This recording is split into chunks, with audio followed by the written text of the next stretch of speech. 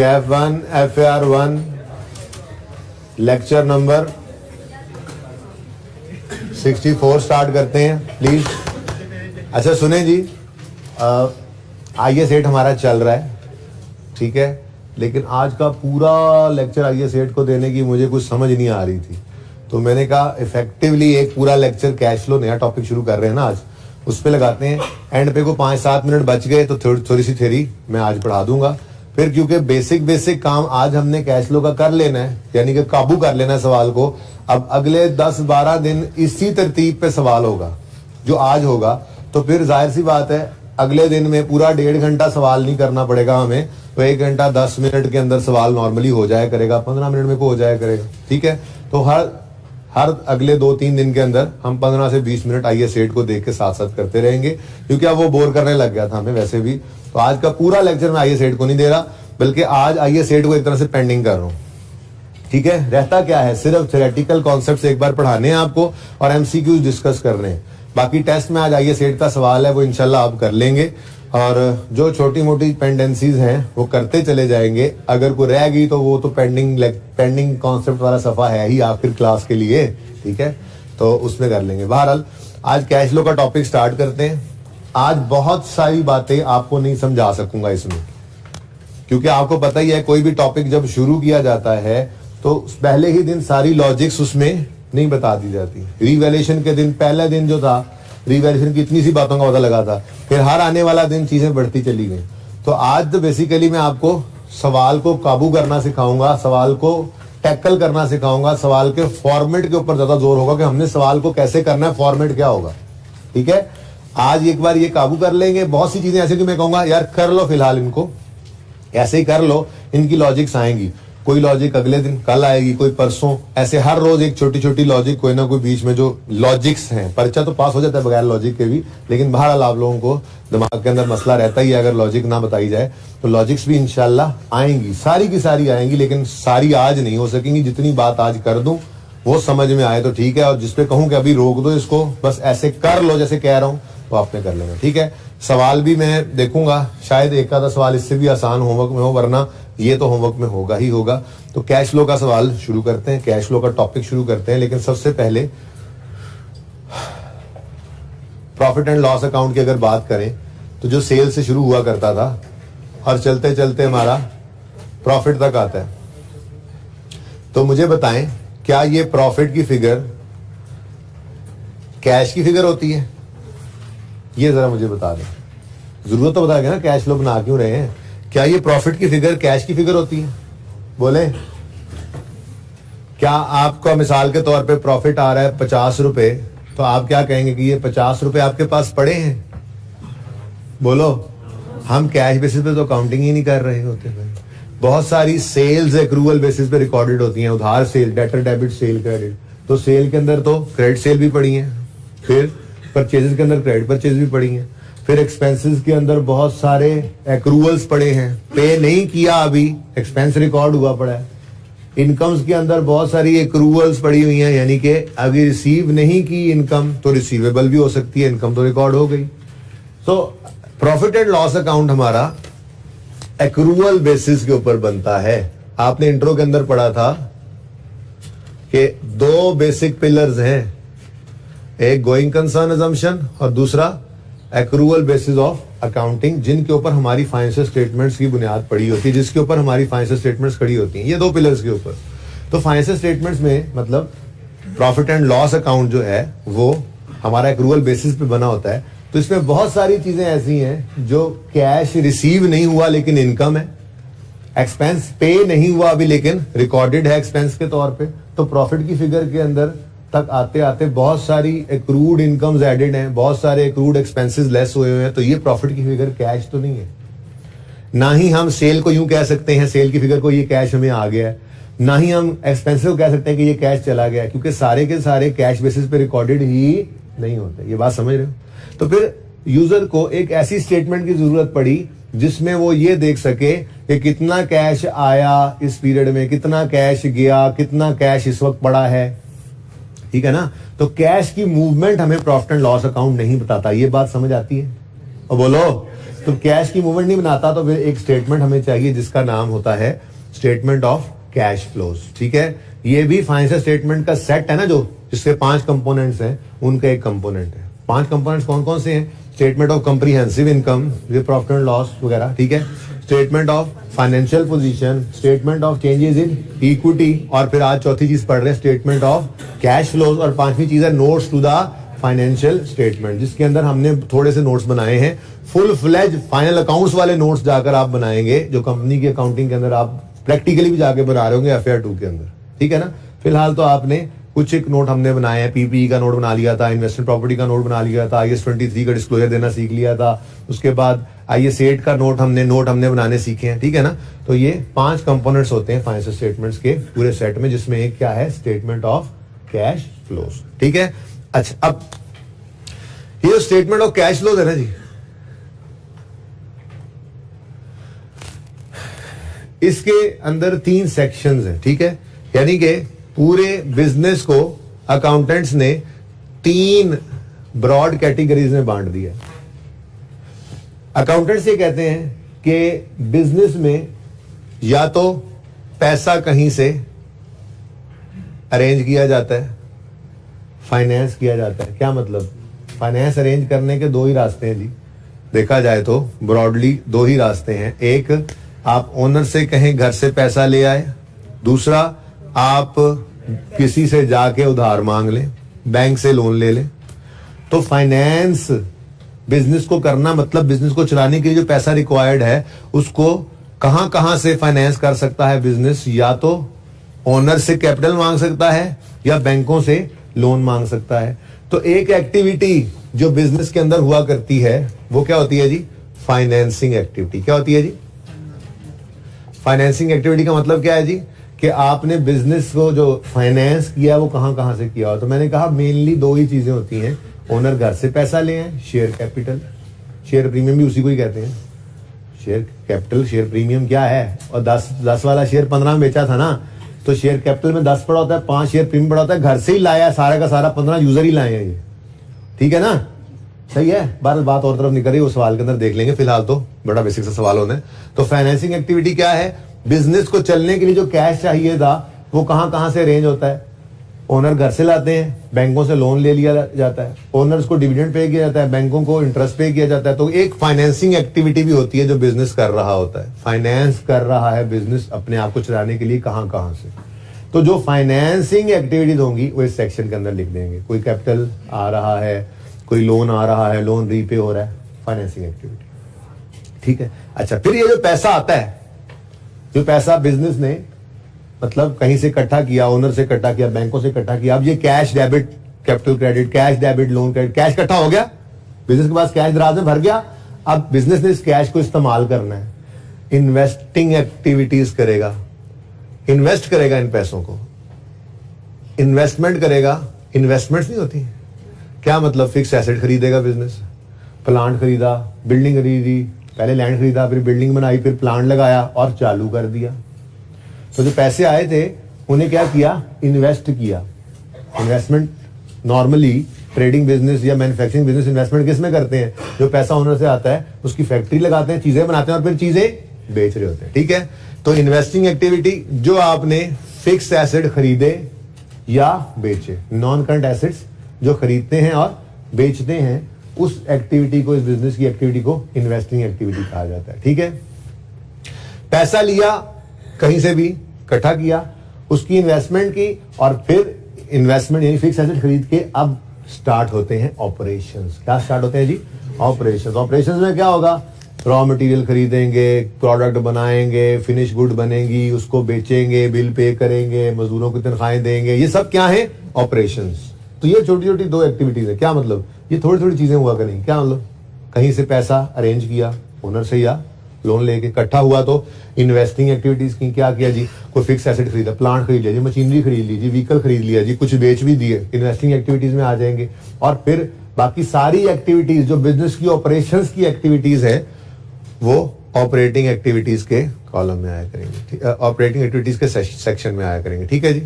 Operating activities वो जो operations से रिलेटेड कैश फ्लोज होंगे, वो इस एक्टिविटी में आएंगे। तो इस हमारी कैश फ्लो स्टेटमेंट के अंदर 3 सेक्शन बना करेंगे। ऑपरेटिंग एक्टिविटीज के सेक्शन के अंदर ऑपरेशंस से रिलेटेड सारे कैश इनफ्लोज और आउटफ्लोज आएंगे। इन्वेस्टिंग एक्टिविटीज के सेक्शन के अंदर जो फिक्स एसेट खरीदे या बेचे उनके cash flows, focus cash flows पे होगा, उनके कैश फ्लोज हमारे सामने यहाँ इस सेक्शन में आएंगे।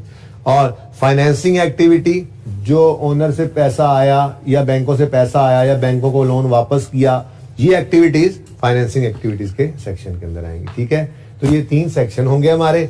सवाल कैसे करना है ये आज देखना है हमने। तो सवाल का नाम है जुनेद जंजुआ। ठीक है जी, पास पेपर का सवाल है। किताबें आपको मिलेंगी इंशाल्लाह, तो ये सवाल भी होगा। तो ये किताब से ही सवाल लिया हुआ है, तो आपको फिलहाल मैं हैंड आउट में दे दूंगा। होपफुली आज कल में आ जाएगी बुक पे से, प्रिंटिंग के लिए तो गई हुई है 4-5 दिन से। तो जुनेद जंजुआ बिजनेस का नाम लिखा हमने। ठीक है, उसके बाद स्टेटमेंट क्या बना रहे हो, जैसे statement of profit and loss, statement of comprehensive income आप बोलते थे, ऐसे ही ये स्टेटमेंट ऑफ कैश। नाम लिखो, नंबर होते हैं इसके। स्टेटमेंट ऑफ कैश फ्लोज, और ये फॉर द पीरियड बनती है।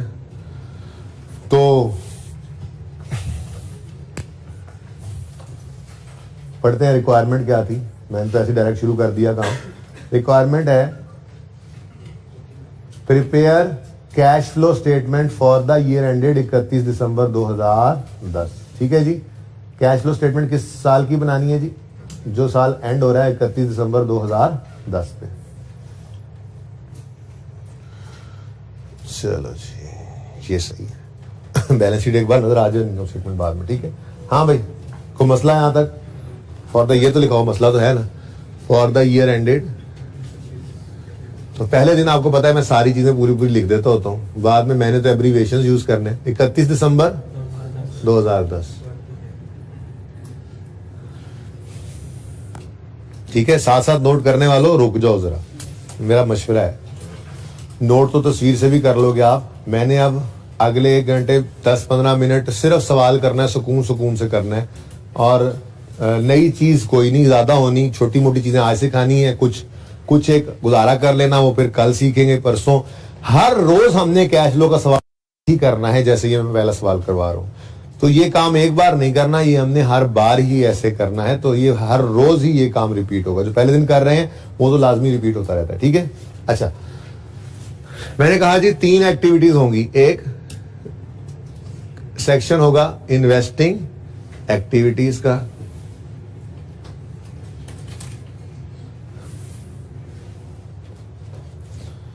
मैं तो इसके लिए पहला सेक्शन अलग कर दिया करूंगा ऐसे।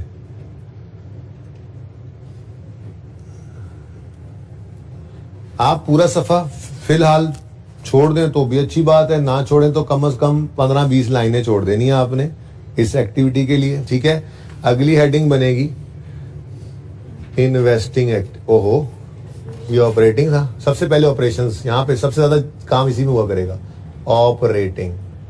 Operating activities. ठीक है, तो सबसे ज्यादा जगह इसी के लिए छोड़ा करेंगे। फिर इन्वेस्टिंग एक्टिविटीज आया करेंगी। मेरा फेवरेट टॉपिक है ये वैसे, यानी कि ये बहुत आसान लगता है मुझे। FR 1 में कुछ मुश्किल लगा है अभी तक? वैसे है ही नहीं कुछ मुश्किल यार। वैसे यार आप लोग बस खुद रोज पढ़ लें, ये मुश्किल है। होमवर्क रोज का काम रोज करें, मुश्किल है। हर हफ्ते टेस्ट दें और मेहनत करके तैयारी करके और पास होने की नीयत से जितने टाइम को उतने टाइम के ऊपर जोर लगा के वो टेस्ट दें और पास करें, ये मुश्किल है। मुश्किल ये बातें होती हैं, छुट्टी ना करना, रेगुलर रहना, रोज आना क्लास में, ये मुश्किल है। ठीक है ना, मुश्किल काम ये है। अकाउंटिंग मुश्किल नहीं है, मुश्किल है सेल्फ डिसिप्लिन। बना लो जितनी जल्दी अपने आप को डिसिप्लिन, फायदा हो जाएगा। इन्वेस्टिंग एक्टिविटी है, आप इसके लिए 4-5 लाइनें छोड़ देंगे। चले मैं यूं लिख देता हूं, 6 लाइनें इसके लिए छोड़ देना। ठीक है, उसके बाद क्या है जी आखिर में? तीसरी एक्टिविटी है फाइनेंसिंग एक्टिविटी होती है। तो ये 3 एक्टिविटीज हो सकती हैं। तो आप दूसरा सफा इसके लिए छोड़ दिया करेंगे सवाल पर्चे में। ठीक है ना, पहला सफा हेडिंग बनाई, क्या चीज की हेडिंग बनाओगे? ऑपरेटिंग एक्टिविटी की हेडिंग बनाओगे और पहला सफा खाली। ठीक है, फिर फाइनेंसिंग इन्वेस्टिंग एक्टिविटी की हेडिंग बनाओगे, 7-8 लाइनें इसके लिए खाली, फिर फाइनेंसिंग एक्टिविटी की हेडिंग बनाओगे और बाकी सफा खाली। अभी 2-3 चीजें इसके अंदर और ऐड कर लेंगे एंड पे आके, ठीक है जी, ठीक है। अच्छा उसके बाद अच्छा एक सफा ना उसूलों के लिए रख लो, उस पर छोटे मोटे उसूल लिखा दूंगा मैं, तो जरा काम देंगे आपको फिलहाल पर्चे के अंदर, ठीक है ना। तो एक सफे पे सिर्फ आपने उसूल लिख लेना, उस पर फिर और कुछ नहीं लिखना, एक सफा काफी होगा, सारी कैश लो के छोटे मोटे उसूल उसके ऊपर आ जाएंगे इंशाल्लाह। फिर मैं देख लूंगा कोई एक हैंड रिटन सफा दे भी लूंगा आपको हाथ से लिख के, कोई जरूरत पड़ी तो। अच्छा उसके बाद हमारी पेट वर्किंग जो हुआ करेगी सबसे पहली वाली, वो हुआ करेगी कैश एंड कैश इक्विवेलेंट की। ये सारी बातें आपको पता नहीं अजीब लग रही होंगी, लेकिन ये गरीब भी लग रही होंगी आपको, मुझे पता है, अजीब वाओ गरीब, लेकिन ये आने वाले दिनों में आपको आदत पड़ जाएगी। ख्वाब से भी आपको उठा के तो गहरी नींद से उठा के कहेगा हर चीज आपको, तो कैश कैश, हाँ ये 1 2 3 4 ये चीजें आती हैं इसमें, ठीक है ना। अभी तो पहला दिन है आज, ठीक है। अच्छा कैश एंड कैश इक्विवेलेंट का मतलब होता है कैश और कैश से मिलती जुलती चीजें, ठीक है। इसके अंदर कैश इन हैंड भी आता है, ये कैश ही होता है, कैश एट बैंक भी आता है, ये भी कैश ही होता है, ये बताते खुद कैश है, ठीक है। और फिर इससे मिलती जुलती चीज क्या है, शॉर्ट टर्म इन्वेस्टमेंट्स अगर हो तो, क्या चीज जी, शॉर्ट टर्म इन्वेस्टमेंट्स। क्या मतलब, प्राइस बॉन्ड पड़े, जब जरूरत पड़नी है जाके तोड़वाने, तोड़वा के पैसे आ जाने, तो समझो कैश ही है ना, ठीक है। ये 3 चीजें पॉजिटिव कैश पड़ा होता है। असल में ना हम यहां पे ये बता रहे होते हैं कि एकदम से कितना कैश हमारे पास अवेलेबल हो सकता है या हमें देना पड़ सकता है, ये भी बता रहे होते हैं। यानी यहीं पर ये पॉजिटिव अगर है ना, तो यहीं पर इन्हीं इसी वर्किंग के अंदर शॉर्ट टर्म लोन बैंक से अगर लिया हुआ है तो वो माइनस साइन के साथ शो करते हैं, और इसी के अंदर बैंक ओवरड्राफ्ट क्या होता है, शॉर्ट टर्म लोन ही होता है। बैंक ओवरड्राफ्ट आ जाए, शॉर्ट टर्म लोन आ जाए, इस किस्म की कोई चीज आ जाए, मेरे ख्याल में ये 4-5 से ज्यादा कोई चीज होती नहीं है, को होगी तो एक आधे सवाल के अंदर है, वो सवाल में ही देखेंगे, वो एंड पे जाके जो सवाल कर रहे होंगे पास पेपर को, कोई एक आधी चीज नहीं आई भी तो। और ये भी पांचों की पांचों चीजें हमारे सवाल के अंदर नहीं आया करेंगी, आप देखेंगे इसमें मैक्सिमम 1-2 चीजें आया करती हैं नॉर्मली, यानी कैश और कैश से मिलती जुलती चीजें सवाल में से देख के हम लिख लिया करेंगे यहाँ पे, ठीक है। जगह की कमी का जरा सामना होगा हमें, इसलिए थोड़ा एहतियात के साथ, ठीक है जी। अच्छा चले, इसके अलावा कोई चीज आ गई और कैश मिलती जुलती हुई तो हम वो भी लिख लेंगे। बहरहाल ये पेट वर्किंग होगी, उसके अलावा आगे सवाल की जरूरत के हिसाब से हम जितनी वर्किंग्स चाहिए होंगी उतनी वर्किंग्स करते चले जाएंगे, ठीक है। तो ये मेन फॉर्मेट है हमारा फिलहाल तक, ठीक है। कि ऑपरेटिंग एक्टिविटीज का सेक्शन होगा, इन्वेस्टिंग एक्टिविटीज का होगा, फाइनेंसिंग एक्टिविटीज का होगा, और वर्किंग 1 में कैश और कैश से मिलती जुलती चीजों को हम प्रेजेंट करेंगे, जो 5 ही हैं आपके लिए, ठीक है। ये समझो ऐसे हम नेट करके यूं बताते हैं कि जी ये कैश की समझे पोजीशन है कि अगर आज ही सारे पैसे हम अपने यहाँ पे निकलवा के बैंक से, दराज से और तोड़वा के एक शॉर्ट टर्म इन्वेस्टमेंट सामने रख दें, तो साथ ही बैंक वाले भी आ जाएंगे और अभी के अभी ऑन डिमांड ओडी या शॉर्ट टर्म लोन उठा के ले जाएं। तो वो इस तरह की बात कुछ करना चाह रहे थे, कैश एंड कैश इक्विवेलेंट की वर्किंग में ये 5 चीजें इसके अंदर होंगी, मैक्सिमम यही होंगी, ठीक है, सही है। अच्छा अब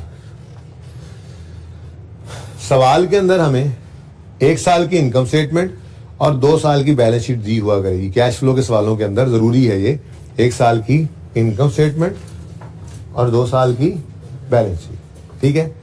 अब हमने क्या करना है, हमने बैलेंस शीट के हर आइटम का लेजर ओपन करना है, बैलेंस शीट के हर आइटम का लेजर ओपन करना है सिवाय वर्किंग कैपिटल आइटम्स के। अब आपको ये वर्किंग कैपिटल क्या बुला है, जरूरत नहीं है वर्किंग कैपिटल को ध्यान में रखने की। वैसे ये कॉन्सेप्ट तो कॉस्ट के टॉपिक का है, ठीक है, लेकिन वर्किंग कैपिटल रेशियोज को हम FAR 1 के अंदर पढ़ेंगे तो वहां पे आपको मजीद अंदाजा भी होगा। वैसे वर्किंग कैपिटल पता है किसे कहते हैं, current assets minus current liability. शायद आपने कहीं ना कहीं पढ़ा सुना हो, तो किस में जी, क्या कह रहा है ये दीवाना क्या कह रहे हो कल वाले, नहीं भाई, मैं वर्किंग कैपिटल की बात कर रहा हूँ। वर्किंग कैपिटल होता है current assets minus current liabilities. कहीं पे लिख लेना अलग से, ये सवाल के अंदर नहीं लिखना, ठीक है ना, क्योंकि हम वर्किंग कैपिटल नहीं निकाल रहे यहाँ पे। वर्किंग कैपिटल तो निकालेंगे आप बीएफडी के अंदर जाके, वर्किंग कैपिटल मैनेजमेंट, एमएफए के अंदर अब तो होगा वर्किंग कैपिटल मैनेजमेंट, तो वर्किंग कैपिटल आप वहां निकालेंगे, फॉर्मूला यही होगा, current assets minus current liabilities.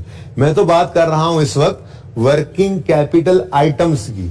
मैंने लफ्ज इस्तेमाल किया था ना वर्किंग कैपिटल आइटम्स, तो उसका मतलब होगा करंट एसेट्स और करंट लायबिलिटीज, करंट एसेट्स और करंट लायबिलिटीज। ये मैं कह रहा था वर्किंग कैपिटल आइटम्स होते हैं, ठीक है ना। वर्किंग कैपिटल हमने नहीं निकालना यहाँ पे, वर्किंग कैपिटल रेशोज हैं, रेशो के टॉपिक में, उसमें वर्किंग कैपिटल नहीं निकालना, बल्कि कुछ रेशोज हैं, जैसे वर्किंग कैपिटल मैंने कहा कि वर्किंग कैपिटल आइटम्स कौन कौन से होंगे जी। फिर वर्किंग कैपिटल आइटम्स कौन कौन से होंगे, सारे करंट एसेट्स और, यानी कि स्टॉक है, डेटर्स हैं, क्रेडिटर्स हैं, इलेक्ट्रिसिटी पेएबल है, सैलरी पेएबल है, कैश है, बैंक है, ये सब क्या है, करंट एसेट्स है, करंट लायबिलिटीज है। इनको वर्किंग कैपिटल आइटम्स कहा जाता है, क्योंकि इन्हीं करंट एसेट करंट लायबिलिटी के डिफरेंस तो वर्किंग कैपिटल आता है, और ठीक है ना, समझ रहे हो। अच्छा, तो वर्किंग कैपिटल आइटम्स की रेशियोज भी कैलकुलेट करेंगे ना हम, तो वही के रेशियो, कुछ इन्वेंट्री की रेशियोज होंगी, डेटर की होंगी, क्रेडिटर की होंगी, ये रेशियोज हम कैलकुलेट करेंगे। वर्किंग कैपिटल आपने एमएफए में निकालना है, आई थिंक है सिलेबस में अब तो। बहरहाल बात मैं ये कर रहा था कि हम बैलेंस शीट के हर आइटम का लेजर ओपन करेंगे सिवाय वर्किंग कैपिटल आइटम्स के, ठीक है। लेकिन एक बात और भी ऐड कर दूं, ये असूल अभी लिखवाता हूं, मैं लिखवाता हूं, खुद लिखवाऊंगा असूल वाले सदस्य, ठीक है ना। ये भी तो वर्किंग कैपिटल आइटम्स ही हैं, ठीक है, इनकी अपनी जगह है, ये वर्किंग वन में चले जाया करेंगे, ठीक है। तो सबसे पहला उसूल लिखें, फिर उसको अप्लाई करते हैं। उसूलों में सबसे लिखें। अच्छा, ये मेथड ना दो हैं वैसे कैश फ्लो बनाने के, लेकिन मैं दूसरा तब बताऊंगा जब पहला माहिर हो जाएंगे पहले में। तो अभी तो आपकी जिंदगी में एक ही मेथड है, समझे कि कैश फ्लो बस ऐसे ही बनती है जिंदगी में, और इसके अलावा किसी तरीके से नहीं बन सकती। तो इसी मेथड के ये उसूल हैं। जब दूसरा मेथड पढ़ाऊंगा तो इसके ऊपर हेडिंग भी दिलवा दूंगा, फिलहाल आप उसूल लिखें। लिखें सबसे पहला उसूल, हम बैलेंस शीट के कैश फ्लो बनाने के लिए, ठीक है, कैश फ्लो बनाने के लिए हम बैलेंस शीट के हर आइटम का लेजर ओपन करेंगे सिवाय कैश एंड कैश इक्विवेलेंट और वर्किंग कैपिटल आइटम्स के। हम बैलेंस शीट के हर आइटम का लेजर ओपन करेंगे सिवाय वर्किंग कैपिटल आइटम्स और cash and cash equivalent items. हम बैलेंस शीट के हर आइटम का लेजर ओपन करेंगे सिवाय cash and cash equivalent items और वर्किंग कैपिटल आइटम्स के।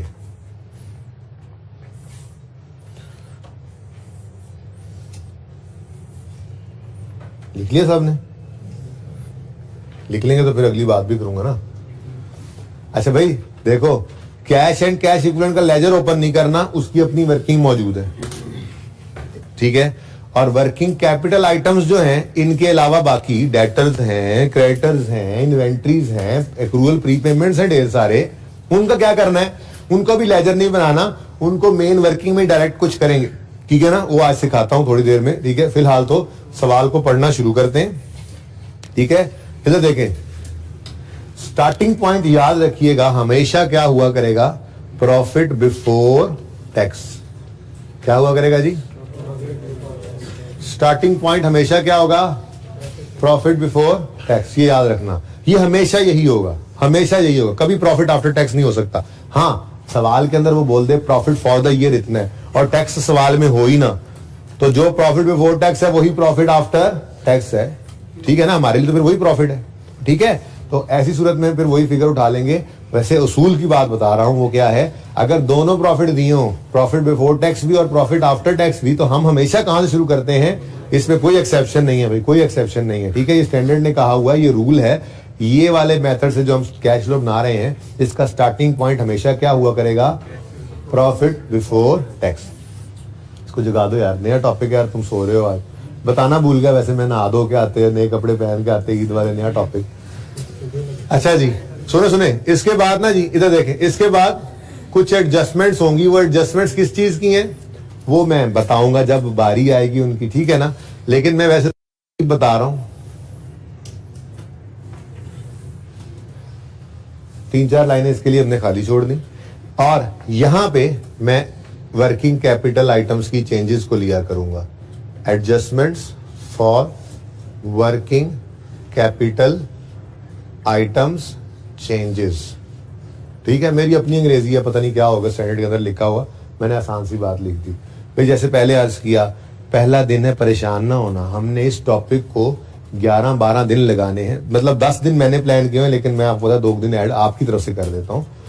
अब 10-11 दिन जिस टॉपिक पे लगने हो, पहले दिन तो उसकी बेस ही होती है। लेकिन अच्छी खबर यह है कि ये कोई ऐसा टॉपिक नहीं है जिसके अंदर पहला सवाल किसी और तरह हो, दूसरा किसी और तरह। वैसे तो हमने कोशिश ये रखी है हमेशा कि जिससे पहला सवाल, जिस पहले दिन जैसा सवाल करते हैं, आखिरी सवाल भी वैसे ही कर रहे होते हैं, ठीक है ना। सिर्फ देनी गुटी बनाना सीखा, जैसे पहला सवाल सीखा, हर सवाल वैसे ही करते थे। कैश फ्लो का सवाल जिस तरह पहला सवाल करा रहा हूं, हर रोज ऐसे ही होगा। इनकम एक्सपेंडिचर के अंदर जैसे पहला सवाल करेंगे, हर रोज सवाल बदलेगा, एडजस्टमेंट बदलेगी, तरतीब तरीका नहीं बदलेगा। पर्चे में कोई बच्चा ये नहीं कह सकेगा कि हमें तो समझ ही नहीं आती कैश फ्लो का सवाल आगे शुरू कहां से करें। लेकिन आज थोड़ा सा मुश्किल लग रहा है आपको चीजों को डाइजेस्ट करना, पर परेशान इसलिए मैं कह रहा हूं ना हो कि ये आज नहीं करना, ये कल भी करना है, परसों भी करना है, ये अगले 10 दिन तक हमने इसी तरह से कैश फ्लो रोज बनानी है। इसलिए बहुत सारी बातें ऐसी हैं बेटा जो आज आपको हजम नहीं होंगी। लेकिन आज मेरा टारगेट सिर्फ इतना है कि मैं किसी भी तरह से सवाल को पूरा कर दूं, एक सवाल सिर्फ आपके सामने पूरा हो जाए, बस उसी तरह से आप भी जाके पूरा कर देना। जो समझ आ रही है समझ के पूरा कर लेना, जो नहीं समझ आ रही है देख के पूरा कर लेना। कल से इंशाल्लाह फिर चीजें अनफोल्ड होती जाएंगी रोजाना की बेसिस पे, ठीक है। और काम इंशाल्लाह आप देखेंगे रोजाना यही हो रहा होगा। अब 3 जगह आ गई मेरे पास। एक है ऑपरेटिंग एक्टिविटीज के अंदर ये adjustments for working capital items का सेक्शन। दूसरी चीज आ गई working 1 cash and cash equivalent, और तीसरा मैदान फिर अब ओपन है। तो उसूल नंबर 1 समझ आ गया। उसूल 1 फिर समझ आ गया कि 3 ही तरह की चीजें हो सकती हैं ना, 3 ही तरह की चीजें हो सकती हैं जी बैलेंस शीट में। या वो करंट एसेट्स करंट लायबिलिटीज होंगे other than cash and cash equivalent, या फिर वो कैश एंड कैश इक्विवेलेंट होंगे, और जितने इसके अलावा बचेंगे उन सब के हमने लेजर्स में। तो उसूल मैंने क्या लिखवाया आपको कि हम बैलेंस शीट के हर आइटम का लेजर ओपन करेंगे सिवाय कैश एंड कैश इक्विवेलेंट के और वर्किंग कैपिटल आइटम्स के। अब उनकी जगह भी आपके सामने आ गई, ठीक है ना। सही है, तरतीब से चलते हैं। अब सबसे पहले क्या आ रहा है, कैश। हम कैश फ्लो किस साल की बना रहे हैं भाई, 31 दिसंबर 10 की। तो फिर 9 को छोड़ो, 10 की बात करो। कितना कैश आ रहा है 10 का, 145 रुपीज इन थाउजेंड है जी हमारा सवाल। रुपीज इन थाउजेंड्स करेंगे। लो भाई एक बार टॉप पे लिख लेते हैं रुपीज इन थाउजेंड्स रिक्वायरमेंट पे, बाकी वर्किंग्स में फिर कौन ही लिखेंगे हम, क्योंकि वर्किंग्स में से फिगर निकल के इधर ही आती है ना, और यहां पे लिखा होता है ऊपर रुपीज इन थाउजेंड्स, ठीक है। सही है। अच्छा अब देखो बैलेंस शीट सामने है और आपके सामने ऐसे 3 सेक्शंस ओपन है। एक है वर्किंग कैपिटल आइटम्स, उसके बारे में आपने कहा इसमें सारे करंट एसेट करंट लायबिलिटीज आते हैं, लेकिन साथ ही आपने कहा हो 5 चीजें ऐसी हैं जो वर्किंग कैपिटल से भी निकाल के हमने अलग कर ली थी। तो 3 सेक्शन आपके सामने खुले हैं, working capital items, current asset current liabilities जाएंगे अदर देन ये 5। तो फिर ये 5 आएंगे वर्किंग 1 में, और इसके अलावा जितने होंगे उनके लेजर बनाने हैं, ओपनिंग क्लोजिंग लिख लेने, ठीक है। सही है। अच्छा चले, असल में ना ये टॉपिक बड़ा ही आसान हो जाता था जब सिंगल एंट्री का टॉपिक पहले करके आते थे हम। FIR 1 के अंदर पहली बार ऐसा है, FIR 1 वाले सिंगल एंट्री के टॉपिक की जुदाई बर्दाश्त कर रहे हैं। वो ऐसा टॉपिक था 13-14 दिन उसके ऊपर खूब रगड़ा लगता था, लेकिन वो रगड़ा इतना कारआमद होता था कि कैश फ्लो में आके बच्चे हंसते थे, ये भी कोई टॉपिक है। लेकिन अब उस रगड़े के थोड़े से जो कहते हैं ना हाईलाइट्स वो इसमें नजर आएंगी। लेकिन इससे फायदा ये हो जाएगा कि इससे बेस ये बन जाएगी कि फिर इनकम एक्सपेंडिचर में हमें आसानी ही रहेगी, ठीक है ना। तो बहरहाल थोड़ा सा इसलिए भी आपका जोर इस टॉपिक पे लगेगा क्योंकि सिंगल एंट्री का टॉपिक आपने नहीं किया, उस सिलेबस से निकल गया, ठीक है ना। उसमें तो आखिर ही मिसिंग फिगर्स होती थी ना, यहां पे तो एक एक होती है। एनीवेज चलते हैं, शुरू करते हैं। सबसे पहले क्या आ रहा है जी? कैश। क्या है जी? अच्छा, अब क्लोजिंग भी गिवन है और ओपनिंग भी गिवन है। जिस तरतीब से सवाल में गिवन है मैंने वही तरतीब यहां लिख ली ताकि गलती के चांसेस ना रहे, ठीक है ना? और सही है, देख लो, ध्यान से देख लेना। जरूरी नहीं है कि हमेशा इतना अच्छा हो सवाल के पहले क्लोजिंग हो फिर ओपनिंग। कैश फ्लो के सवाल में कभी कभी ना ऐसे भी हो जाता है कि हो इस तरफ ओपनिंग लिख के इधर क्लोजिंग लिख दे, हालांकि गलत है लेकिन पुराने किसी सवाल के अंदर नजर आ भी जाता है।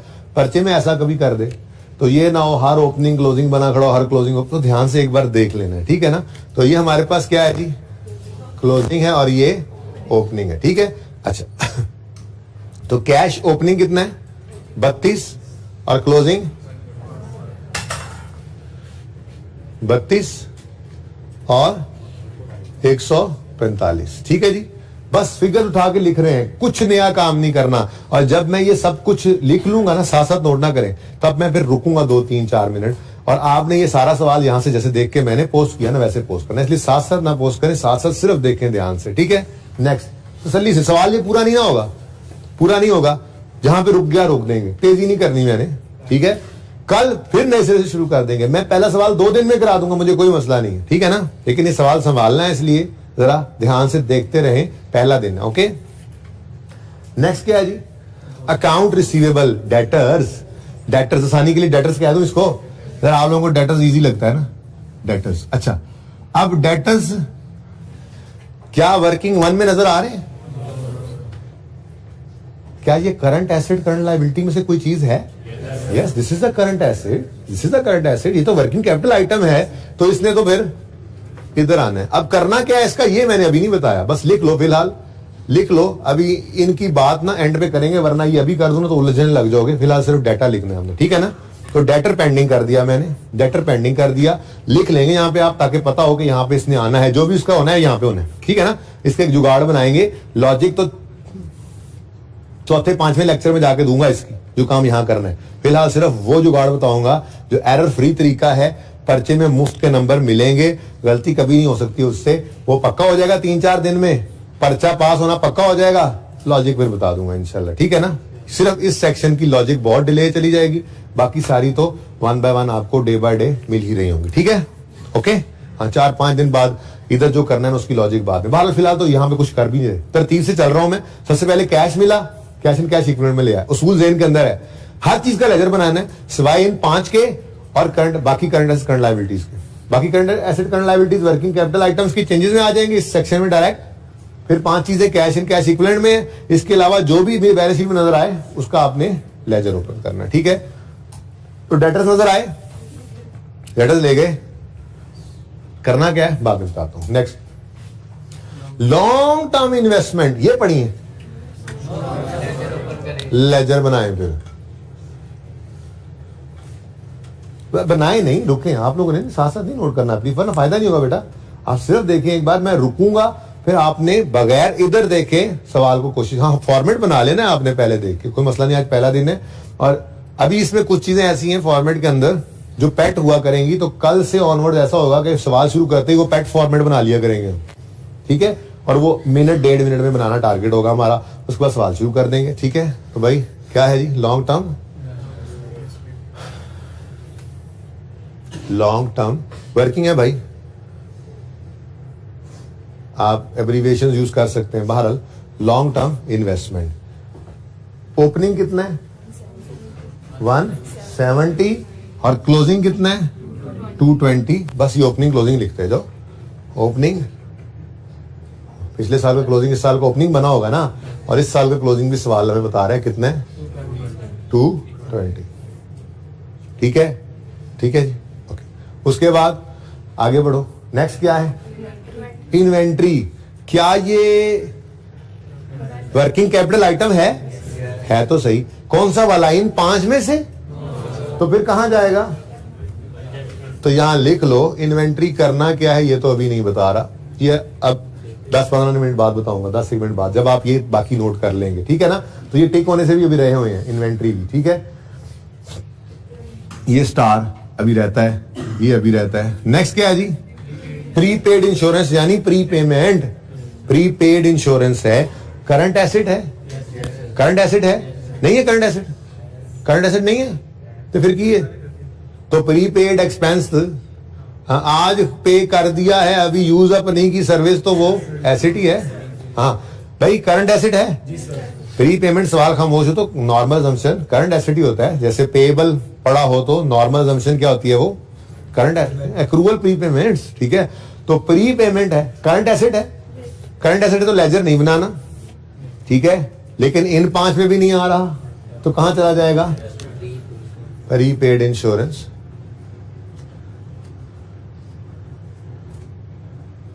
पता नहीं क्या करना है, अभी स्टार लगा देते हैं।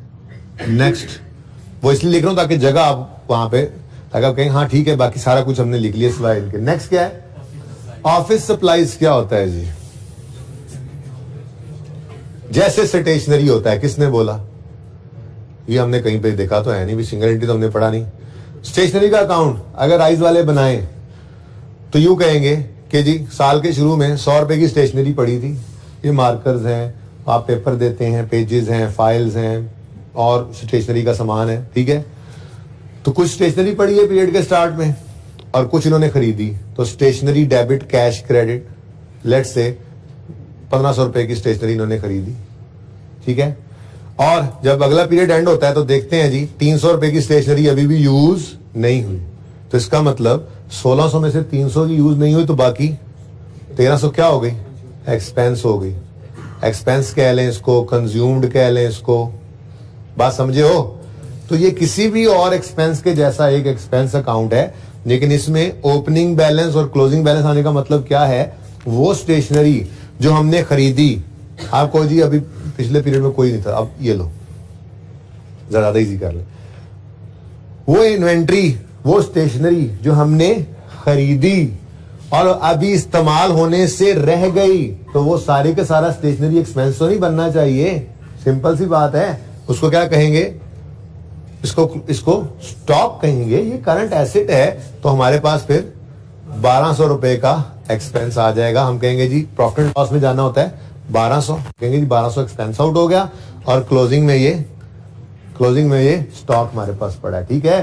तो इंट्रो की रिवीजन है। इंट्रो में स्टेशनरी एक्सपेंस बचपन में पहले पढ़ते थे, सिर्फ एक्सपेंस है। फिर आगे जाके आपको एक्रूअल प्रीपेमेंट कोड में बताया जाता था कि जो अनयूज्ड स्टेशनरी हो वो ऐसे स्टॉक बन जाती है। ये किसी भी और एक्सपेंस जैसा अकाउंट है। जैसे इलेक्ट्रिसिटी एक्सपेंस होता था, आती थी या पेएबल आता था।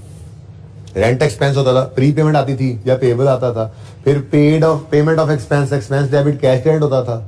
क्लोजिंग में पेएबल आता था या प्रीपेड आता था और balancing figure profit and loss में जाती थी। तो बिल्कुल वैसा ही एक अकाउंट है ये भी, और ठीक है। अच्छा, एनीवेज लेजर बनाना नहीं है, क्यों? क्योंकि हमने ये उसूल तय कर लिया है कि बैलेंस शीट के हर आइटम का लेजर बनाएंगे सिवाय वर्किंग कैपिटल आइटम्स के और cash and cash equivalent items के। तो ये भाई करंट एसेट है। स्टेशनरी क्या है? स्टेशनरी का स्टॉक करंट एसेट है। तो करंट एसेट्स, करंट लायबिलिटीज, ये तो वर्किंग कैपिटल आइटम्स हैं और इन 5 में नहीं है तो इसको भी यहां पे आना चाहिए। तो क्या था? अच्छा, ये ऑफिस सप्लाईज थी, सॉरी। ऑफिस सप्लाईज को स्टेशनरी कहते हैं भाई, ठीक है। चलो ऑफिस सप्लाईज ही लिखते हैं, माजरत जी। पता नहीं अब इनका करना क्या है, चलो जान छूटी 12 दिन से। अब नेक्स्ट क्या है जी? लैंड। लैंड क्या वर्किंग कैपिटल आइटम है? करंट एसेट है? करंट लायबिलिटी है? वर्किंग कैपिटल आइटम तो नहीं है। क्या कैश एंड कैश इक्विवेलेंट है? नहीं। तो फिर क्या है? लेजर वाला आइटम है। तरतीब समझ रहे हो? मैं बहुत स्लो चल रहा हूं यार, इससे स्लो हो नहीं सकता। अब इससे मैं क्या स्लो करूंगा? लैंड ओपनिंग बता दो मुझे, 2500 और क्लोजिंग 1810। ये कहां से मिले ओपनिंग क्लोजिंग? ये देखो 2500 1810, ये 3 अभी रहते हैं और ये एक भी रहता है, ये स्टार लगा हुआ, इनको एंड पे देखेंगे, ठीक है। सही है। नेक्स्ट है जी बिल्डिंग। बिल्डिंग के बारे में बताओ, क्या ये वर्किंग कैपिटल आइटम है? ना तो ये करंट एसेट है ना करंट लायबिलिटी। क्या ये कैश एंड कैश इक्विवेलेंट है? नहीं। तो फिर लेजर बनाएंगे, तो बिल्डिंग का लेजर नंबर 4 यहां बना लेते हैं।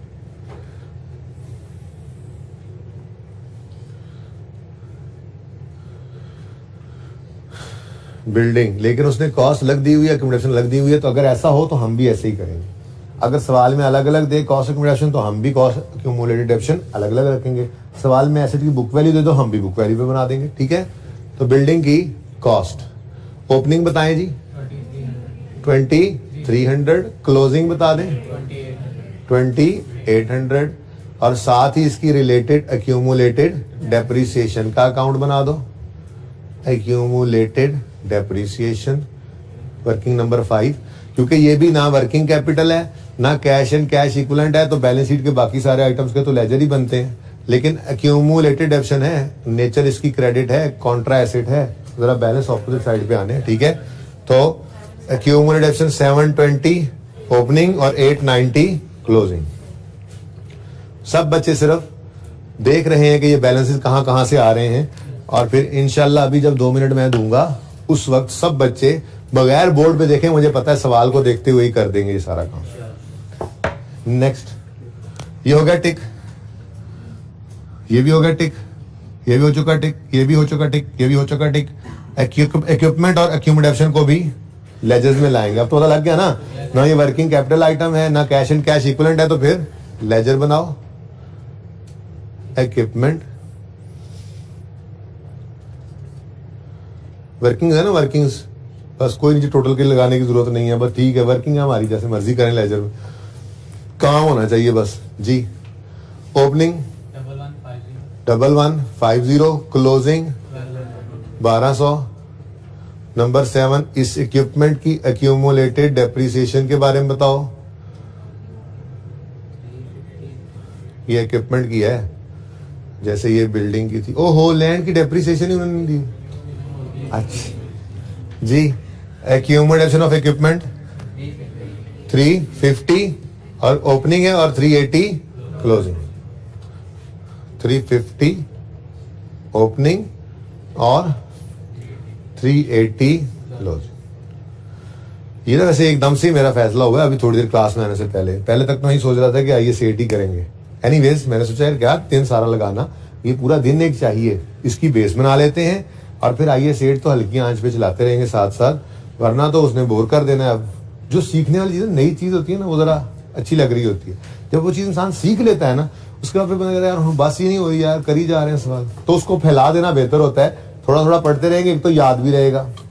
इस टेस्ट में आ जाएगा, टर्म टेस्ट में फिर आ जाएगा, टर्म टेस्ट 2 होना है जी, मॉक में फिर आ जाएगा, तो वो बार बार रिवाइज होती रहती हैं चीजें। ठीक है ना, इस तरह से फायदा होता है। हाँ जी, आगे बढ़े। नेक्स्ट, अकाउंट पेएबल, ये क्रेडिटर्स को कहते हैं, मुश्किल पुराना नाम क्रेडिटर्स। हाँ भाई, working capital, working capital item है। क्रेडिटर्स लिख लेता हूं, जरा आसानी होती है आपको। अकाउंट्स पेएबल मैंने लिख दिया, क्रेडिटर्स वैसे सवाल में जो लिखा हो वही लिखना है आपने, पर पहले दिन मैंने जरा लिख दिया क्रेडिटर्स। ठीक है। नेक्स्ट, वेजेस पेएबल भी करंट लायबिलिटी है, वर्किंग कैपिटल का आइटम है, तो वेजेस पेएबल। इतने नंबर ऑफ आइटम्स ये वाले किसी और सवाल में इकट्ठे नहीं है, 3 से 4 होते हैं, 3 को होते हैं मैक्सिमम। तो इसीलिए मैंने ये सवाल सबसे पहले करवाया कि जो जुगाड़ आज सिखाना है ना वो पक्का याद हो जाए। पक्का याद हो जाएगा तो इंशाल्लाह पर्चे के लिए तैयार हो जाएंगे। लॉजिक्स विल कम इंशाल्लाह with the passage of time. अच्छा, वेजेस पेएबल भी स्टार वाला हो गया। शॉर्ट टर्म इन्वेस्टमेंट लेजर नहीं बनाएंगे, वर्किंग कैपिटल में लेके जाएंगे। अच्छा, कैश एंड कैश इक्विवेलेंट है, शॉर्ट टर्म लोन। ओपनिंग कितना है जी? ओपनिंग 580, क्लोजिंग भी 580, कोई गल नहीं। लेकिन ये ध्यान में रखो, ये शॉर्ट टर्म लोन है। 580 क्लोजिंग, 580 क्लोजिंग। बाकी जो चीजें नहीं है वो नहीं है, बस फिर क्या हो सकता है। तो कहने का मतलब ये कि मैंने आपको बताया था कि सवाल में 2 से 3 दो चीजें मैंने देखा नॉर्मली आती हैं। कभी एक आइटम होता है इसमें से, कभी 2 होते हैं, कभी हद हो जाए तो 3। ठीक है, लेकिन लिख दिए हमने 5, इनमें से जो आया करेंगे यहाँ पे लिख दिया करेंगे। ठीक है, ठीक है, ओके। अच्छा जी, उसके बाद भाई क्या है? Long term loan working capital item है। अच्छा, sorry, cash and cash equivalent है। अच्छा, अगेन सॉरी, यहां बना दूं नंबर 8, थोड़ी तरतीब आगे पीछे होगी, माजरत। लॉन्ग टर्म, मैंने कहा था ये जरा दोनों इकट्ठे रहे इसलिए वहां पे ले गया था। तो long term loan brought down 1160, carry down 985। खुश रहा तो नहीं क्या? अरे कैपिटल तुम उड़ाते हो अभी। चलो जी, कैपिटल का भी लेजर, कैपिटल तो वर्किंग कैपिटल है और वर्किंग कैपिटल इसलिए साढ़े बता दिया। Working capital means current assets minus current liabilities. Working capital item means जो current asset current liabilities working capital items कहलाते हैं, ठीक है ना। ये दूसरा कैपिटल है, शेयर कैपिटल जिसको कहेंगे 2-4 दिन बाद, ठीक है ना। अभी तो सवाल सोल प्रोपराइटर का सामने आ गया ना, फिर कंपनी के भी आएंगे, ठीक है। तो शेयर कैपिटल लिखा होगा, शेयर प्रीमियम लिखा होगा, रिटेन्ड अर्निंग्स आएंगी, ये सब कुछ पढ़ चुके हैं। डिविडेंड्स आएंगे, बोनस इश्यू आएगा, कैश डिविडेंड भी आएगा, ये सब कुछ हमने किया हुआ है भाई। राइट इश्यू आएंगे तो इस टॉपिक के अंदर भी वो यूज होंगे बस, ठीक है। ओके अच्छा जी, डरने की जरूरत नहीं, घबराना नहीं बस आपने। 34023884 ये कैपिटल का अकाउंट बन जाएगा नंबर 9।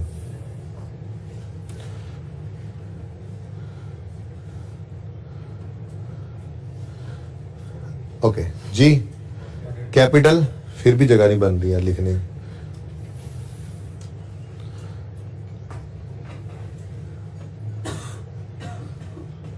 ओपनिंग बताएं।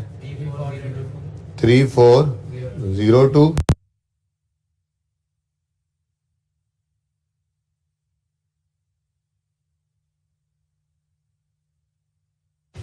जी। तो मैं कह रहा था बीच में आमिर भाई ने पॉज कर आगे बताऊंगा आपको। अच्छा जी, मैं कह रहा था कि बैलेंस शीट के सारे आइटम्स पोस्ट हो गए हैं, तो इतना काम, हाँ ठीक है मैंने माना इसमें ये जरा स्टार वाली चेक फिगर्स हैं, ये अभी रहती हैं, इनका क्या करना है बता दूंगा। इतना काम आप लोग भी कर लें। आमिर भाई कैमरा इधर रखना है, उधर नहीं रखना। और आप लोगों ने, क्योंकि आपका ऑप्शन है उधर देखने का भी, आप लोगों ने शक्लें इधर रखनी है। मैं उधर देखते हुए किसी को ना पाऊं और ना पकड़ूं। 2 मिनट में कर लें ये काम, ये 2 मिनट का ही काम है जी बेटा।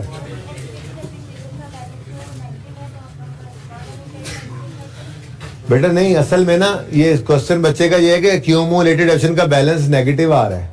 बेटा नेगेटिव नहीं आ रहा, असल मसला ये है कि विद इन एसिड्स उसने क्यूमुलेटेड एप्शन को प्रेजेंट किया हुआ है। तो एसिड्स के साथ अगर प्रेजेंट करेंगे तो नेगेटिव ही करना पड़ेगा ना इस कॉन्ट्रा एसिड को। या तो ये लाइबिलिटीज वाली साइड पे लिखा होता है, ये बेसिकली ना बैलेंस पुराना सवाल है, पुराना सा चीजें कुछ सिखानी है ना इसमें, जरा ज्यादा चीजें इसलिए ये सवाल डाला। पहले क्या है, एसिड्स है, और नीचे क्या है, कैपिटल एंड लाइबिलिटीज है, ठीक है ना। तो या तो लाइबिलिटीज वाली साइड पे इसको लिखते हैं, लेकिन अगर उधर ही लिखना है तो फिर माइनस तो मजबूरन लिखना पड़ेगा ना।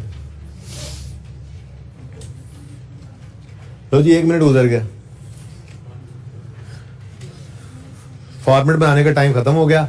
अब से 2 मिनट में सवाल कर लो, शाबाश, हिम्मत करें, जल्दी करें। ये काम नहीं ऐसे फूल बूटे बना के करना, पर्चे के अंदर भी 1.5 मिनट में कर लेना ये काम, जल्दी करें, शाबाश। 2 मिनट बहुत है, इंशाल्लाह आप कर लेंगे, मुझे पता है।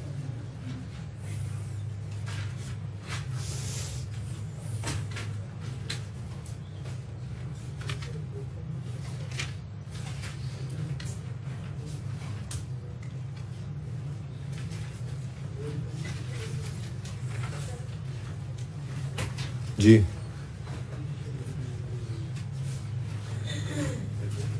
ये इस क्लास में किसी के पास रिमोट है एसी का मोबाइल में? या ये वाला एसी बंद कर लो। अच्छा क्लास में तो बच्चे, हमारी क्लास में ही नहीं, वैसे हम खुद ही एक दूसरे का है, कोऑपरेशन के साथ चलते हैं।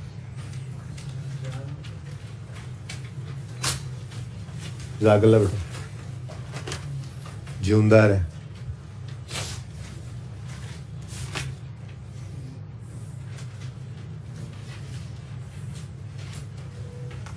पठान के बच्चे तुमने पढ़ना शुरू किया है, क्या लगता है इस बार पास हो जाओगे?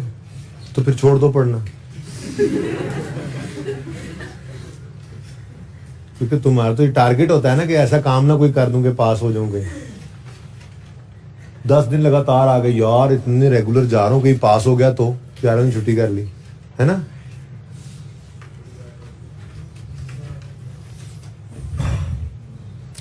ले जी 1 मिनट रह गया, अब चलें आपसे 2 मिनट ले लें, अब बस करें, अब इसके बाद कोई नहीं है, अब डिस्काउंट नहीं मिलेगा।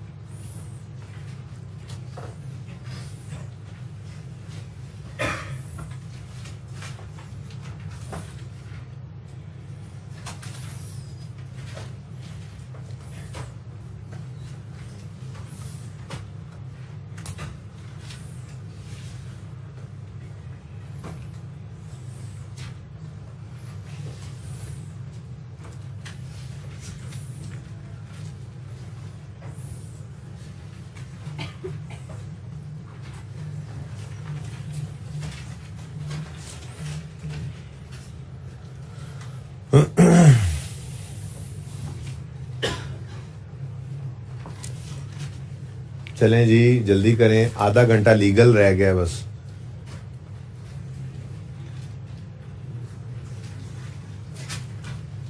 लेकिन अच्छी बात यह कि आप सवाल खुद कर रहे हैं। I am in no rush at all.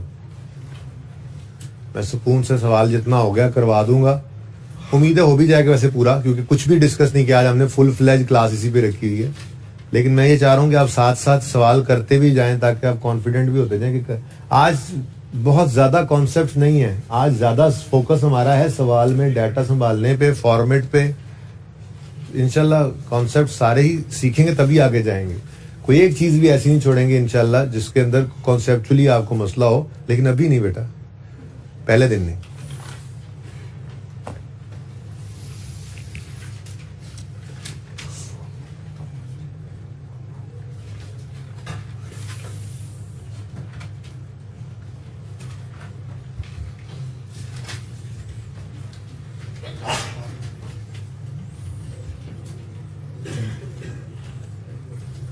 हिम्मत कर लें, शाबाश, हिम्मत कर लें, जरा स्पीड ले आए सवाल करने के अंदर। ये फूल बूटे काम नहीं आने पर्चे में, बस पढ़ ले वो अच्छे तरीके से, ऐसे सवाल किया करो। इतनी कुछ स्पीड होनी चाहिए आपकी। प्रेजेंटेशन का मतलब ये नहीं होता कि खूबसूरत हो, प्रेजेंटेशन का मतलब ये होता है कि लेजिबल हो, वो पढ़ ले, समझ ले क्या लिखा हुआ है। प्लीज थोड़ी स्पीड बढ़ाएं अपनी, पर्चे में मार ना खा जाइएगा, जल्दी करें।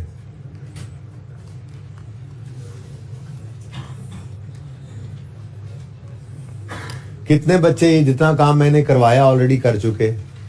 जबरदस्त, 10 से 15 बच्चे हैं, बाकी भी हिम्मत करें।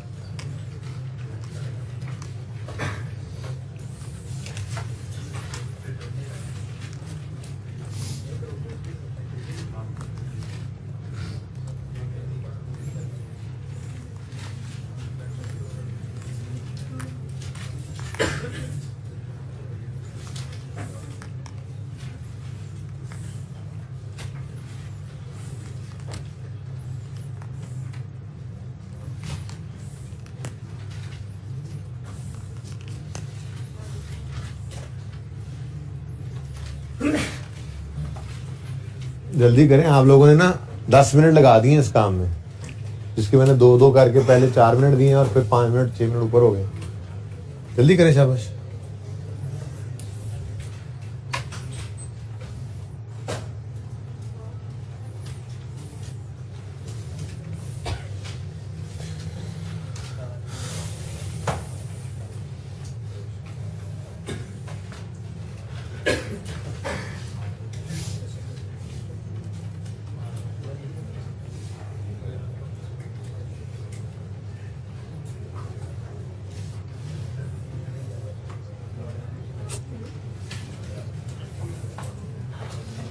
प्लीज जल्दी कर लें। क्या कर रहे हैं आप लोग? किए ही जा रहे हैं, पता नहीं क्या किए जा रहे हैं। कहानी लिख रहे हैं।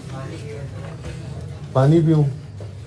चलो ये भी ठीक है। 2 मिनट 30 सेकंड पानी पीने पे लगा। मैं पानी पी के अब आगे बात शुरू कर देनी है तारों में।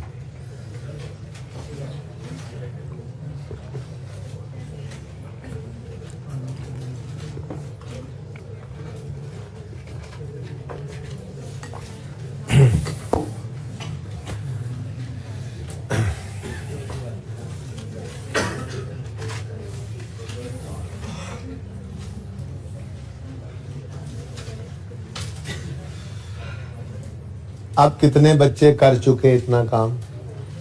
ऑलमोस्ट सारी क्लास।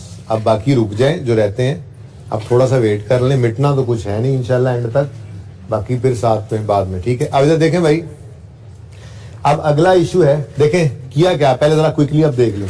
आपने कर लिया, अब ज्यादा इजीली आप इसको पकड़ लेंगे बात को कि हमने बैलेंस शीट के हर आइटम को सवाल के अंदर लेके जाना है, ठीक है। अब करना क्या है, 3 हिस्सों में इस सारे डाटा को डिवाइड कर दिया। या तो working capital changes main cash flow में ले जाएंगे, या cash and cash equivalent working 1 में, या इन 2 के अलावा जो भी चीज होगी उसका लेजर, ठीक है। हाँ, इस रूल के नीचे ना एक लाइन खाली भी छोड़ना, क्योंकि कल परसों जाके ना इसके अंदर एक आधी लाइन ऐड करवाऊंगा इसी कॉन्टिन्यूटी में, ठीक है ना।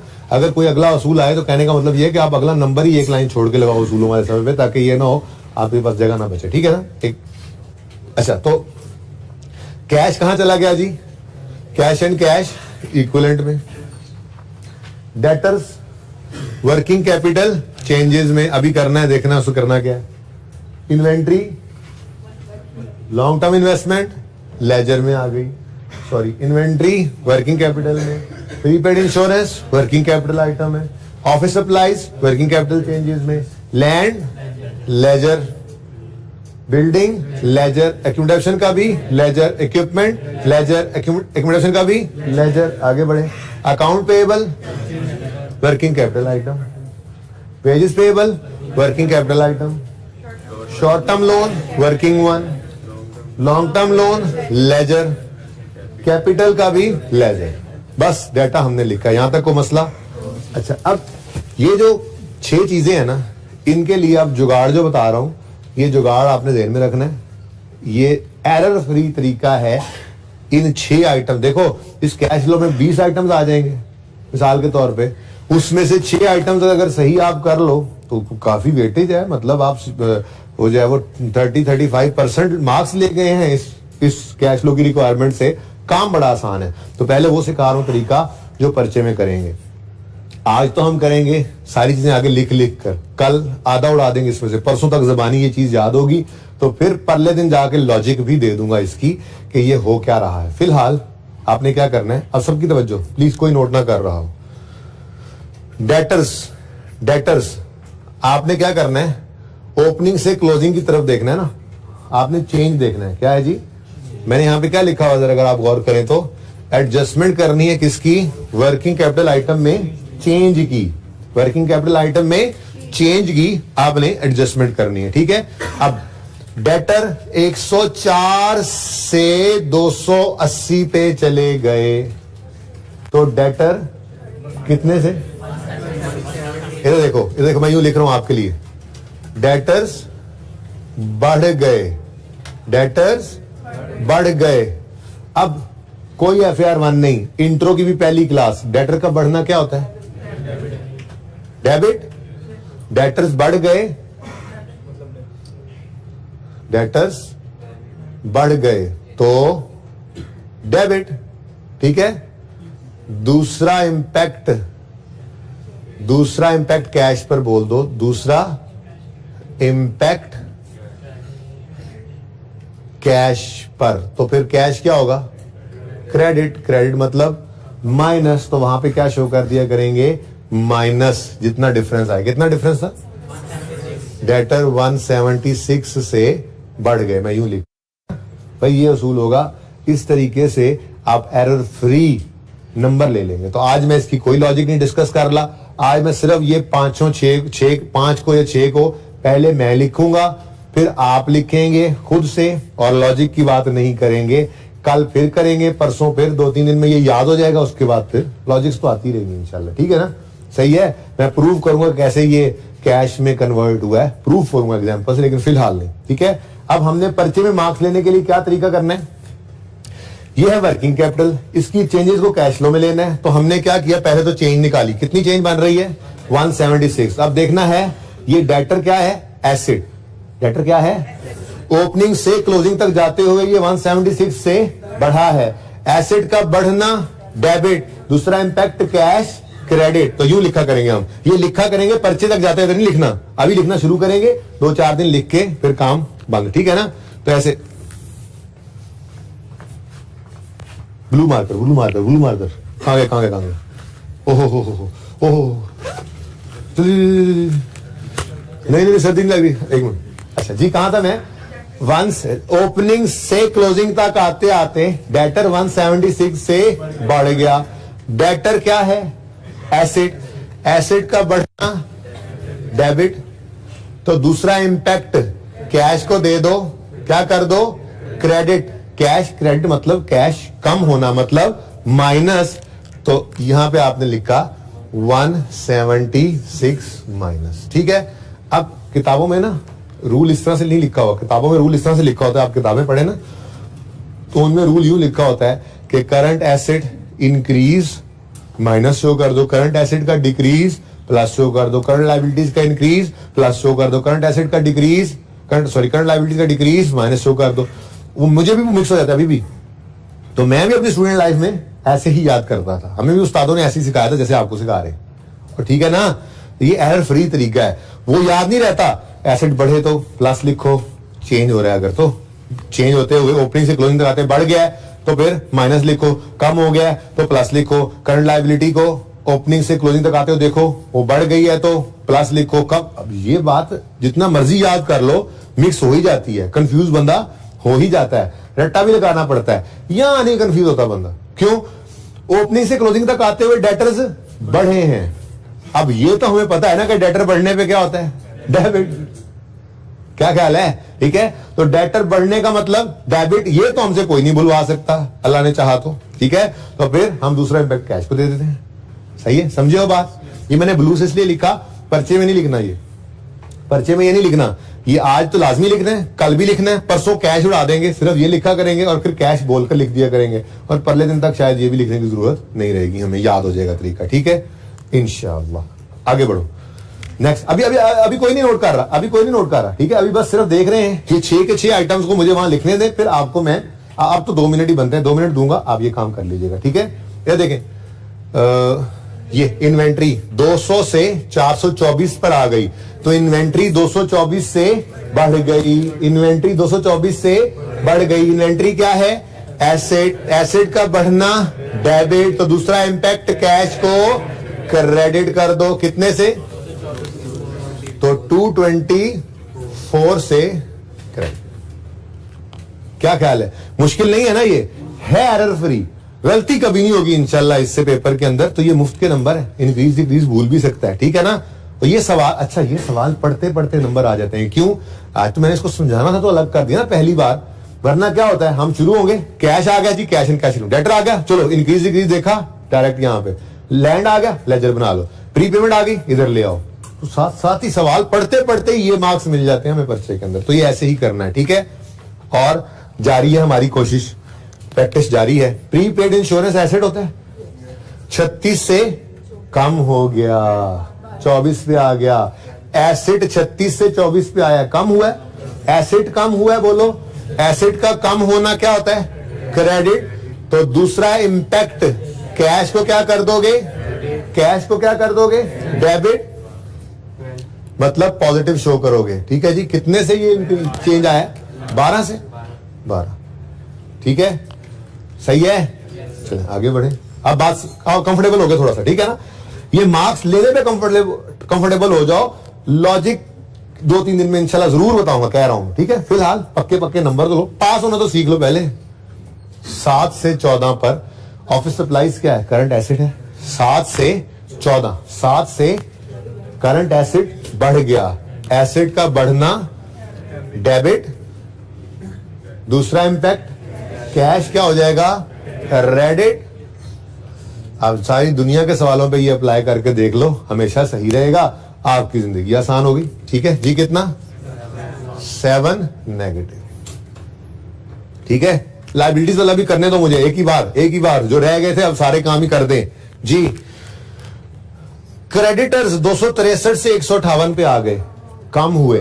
लाइबिलिटी है, लाइबिलिटी है, लाइबिलिटी कम हो रही है, लाइबिलिटी कम हो रही है। लाइबिलिटी का कम होना डेबिट होता है, तो दूसरा इंपैक्ट कैश क्रेडिट। लो, कौन याद करे ये बातें, इंक्रीज डिक्रीज, ये तो पता ही है बचपन से हमें।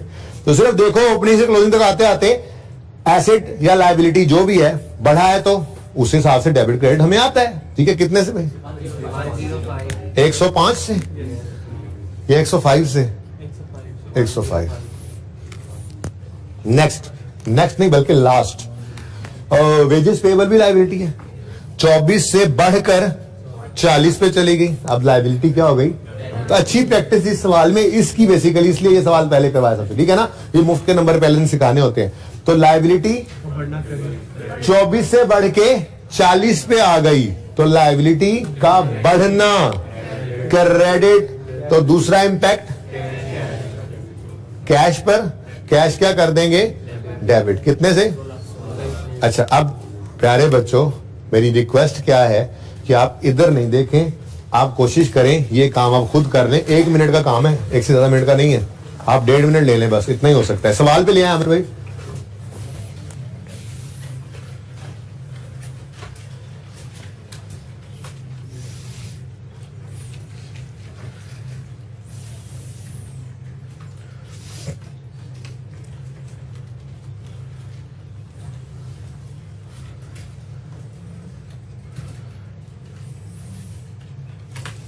बैलेंस शीट में कुछ भी नहीं छोड़ा हमने, हर चीज को कहीं ना कहीं पहुंचा दिया, या वर्किंग वन में, या कैश एंड कैश इक्विवेलेंट के चेंज में, या लेजर में। देख लो सब कुछ ही टिक हो गया अब तो।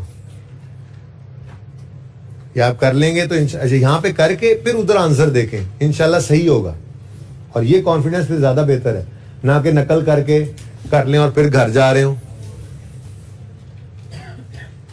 और वहां पे जाके फिर सवाल अब सही करेंगे, फिर फायदा नहीं ना। अभी दस्ती तैयारी करो। अभी टेस्ट के अंदर कैश फ्लो आ जाए तो तैयार हो आपकी। है नहीं, वैसे कह रहा हूं कि अगर अभी टेस्ट के अंदर बेसिक सवाल कैश फ्लो का आ जाए तो आप कर लें, इस काबिल होना चाहिए आपको।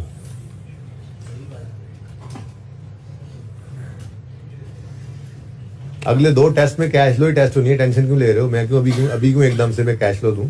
कर लेंगे टेस्ट में इसको टेस्ट। शाबाश शाबाश, जल्दी जल्दी, इंशाल्लाह सही करेंगे। बेटा प्लस माइनस आपका कहीं भी नजर नहीं आ रहा। खैर है, कैश क्रेडिट तो माइनस, कैश डेबिट तो प्लस। कम तुसी कीता कोई नहीं, फिर फायदा किहड़ा है?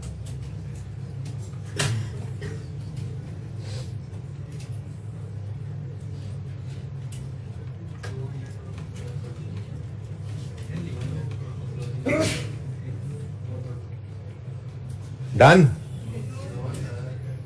क्यों?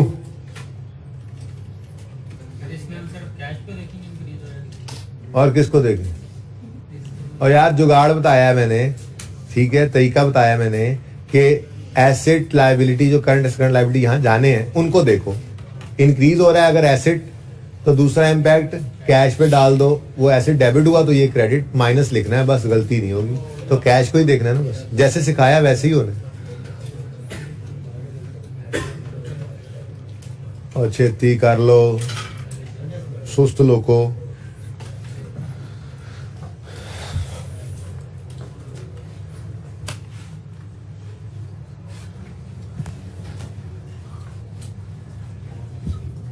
चलिए सवाल अब आगे भी ले जाएं, सवाल खत्म भी करना है। क्या हो गया आप लोगों को? आप लोग तो सो ही गए हैं। कितने बच्चों ने कर लिया है? तकरीबन सारी क्लास ने, बाकी पता नहीं क्यों टिल्ले पे ने। हाँ, जिन्होंने किया खुद किया, आंसर देखा तो बिल्कुल सही था, मतलब आसान काम है।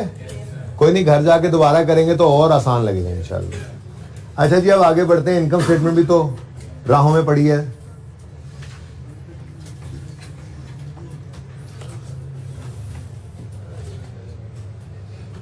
क्या सेल, क्या कॉस्ट ऑफ सेल, क्या जीपी, क्या ऑपरेटिंग एक्सपेंसेस, क्या सेल। हमारे लिए तो profit before tax starting point था, स्टार्ट में बताया था। तो फिलहाल तो छोड़ो इस सारी इनकम स्टेटमेंट को, और ये नेट इनकम जो है, क्योंकि सवाल में टैक्स का जिक्र नहीं है, तो यही पीबीटी, यही पैट एक ही चीज है। तो ये हमारा स्टार्टिंग पॉइंट है। लेकिन मैं वहां पे स्टिल, वहां पे मैं नेट इनकम या नेट प्रॉफिट का लफ्ज नहीं लिख रहा, कहीं आप भूले से वहां पे कोई नया उसूल ना बना लो। उसूल हमेशा यही जहन में रखना, स्टैंडर्ड ने कहा हुआ है कि ये जिस मेथड से मैं कैश फ्लो बनाना सिखा रहा हूं ना, इसका स्टार्टिंग पॉइंट हमेशा प्रॉफिट बिफोर टैक्स होगा। टैक्स नहीं है तो फिर यही वाला प्रॉफिट बिफोर टैक्स, इसी को कहना, इसी को प्रॉफिट बिफोर टैक्स कहना भी, ठीक है? सही है। तो 950 हमारा स्टार्टिंग पॉइंट है, ठीक हो गया। Now here comes the match. ऊपर भी तो एडजस्टमेंट लिखी हुई है, उधर किस चीज की एडजस्टमेंट करनी है?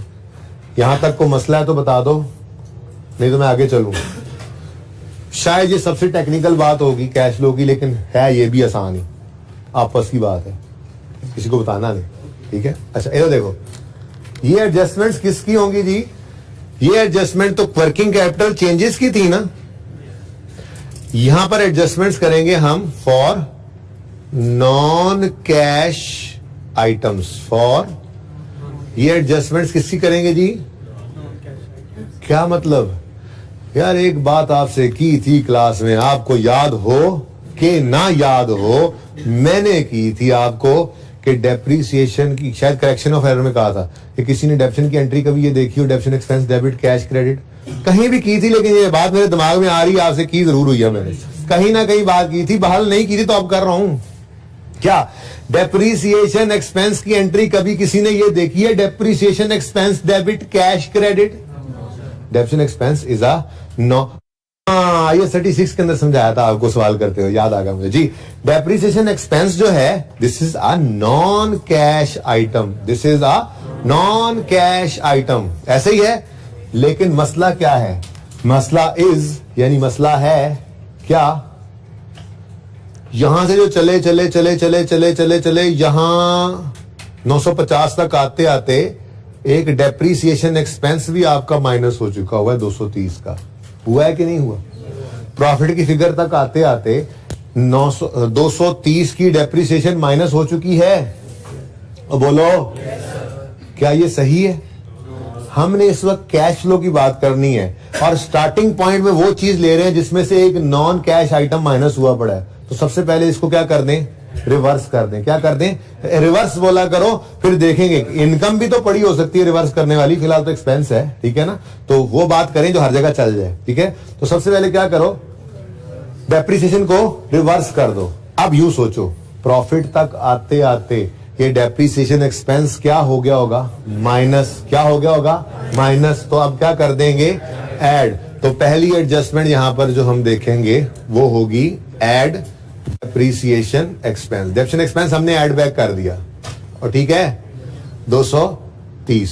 ये पहला सवाल है ना, डेप्रीसिएशन एक्सपेंस गिवन है, वरना ये निकाला करेंगे सवालों में जाके हम एक्यूमुलेटेड डेप्रीसिएशन के लेजर में से या एसिड के लेजर में से, देखेंगे। सही है, आगे बढ़े जी, सवाल को खत्म करते हैं। अब सवाल के अंदर 4 एडजस्टमेंट्स हैं और मेरा दिल चाह रहा है कि मैं पहले डी एडजस्टमेंट आपको करा दूं। डी एडजस्टमेंट क्या है? Drawings amounted to 568। भाई बस 2-3 चीजें ही रह गई हैं अब इस फॉर्मेट के अंदर जो अभी तक मैंने नहीं लिखी थी, ठीक है। एक है यहां पर 3 चीजों को हम लेस करते हैं। क्या करते हैं जी?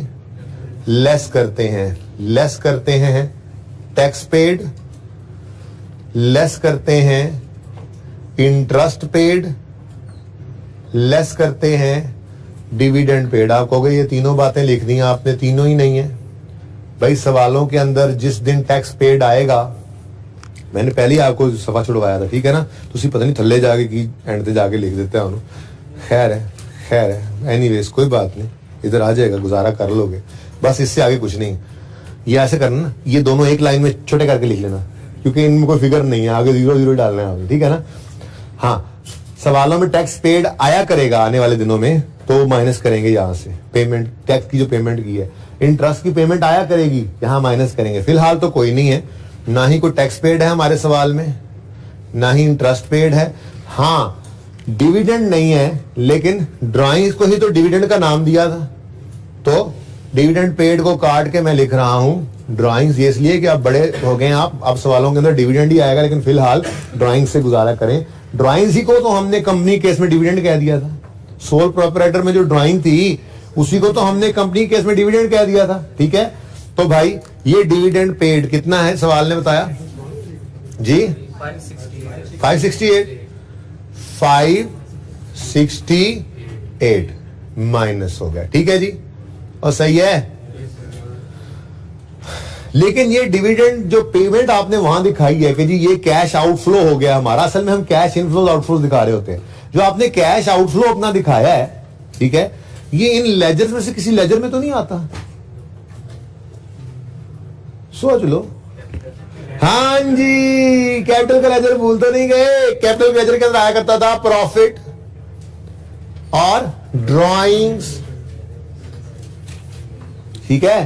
तो 568 यहां पे भी शो करना है। भूलना नहीं है। चलो अब ये लिख लो एडजस्टमेंट नंबर, आखिरी जो थी ये मैंने करवा दिया आपको, लास्ट एडजस्टमेंट। फौरन लिखनी है एडजस्टमेंट्स। क्या किया हमने, ड्राइंग्स को रिकॉर्ड किया ना भाई। असल में ना एक बात जो भी आपको समझ नहीं आएगी वो क्या होगी, वो कल समझाऊंगा, वैसे आज सिर्फ बता रहा हूं। Accountants income statement balance sheet बना चुका होता है, ये लेजर वेजर सब कुछ उसने बनाए होते हैं, हम रीडू कर रहे होते हैं अपने मतलब की चीजें निकालने के लिए। इससे ज्यादा नहीं सोचना आज फिलहाल, जो कह रहा हूं बस कर डालो, कल इंशाल्लाह करेंगे इंशाल्लाह इसके बाद, ठीक है ना। हो गई एंट्री, 568 डिविडेंड पेड यहां नजर आया करेगा, और कैपिटल के लेजर में भी ये डिविडेंड पेड। कल को रिटेन्ड अर्निंग्स आ जाएंगी या परसों को, तो भाई ये डिविडेंड ड्राइंग्स डिविडेंड के नाम से आ रही होंगी और रिटेन्ड अर्निंग्स कॉलम में डेबिट हो रही होंगी, हमें सब पता है, मसला कोई नहीं है। सही है, आगे बढ़ते हैं। टिक कर लेंगे, एडजस्टमेंट नंबर डी हो गई।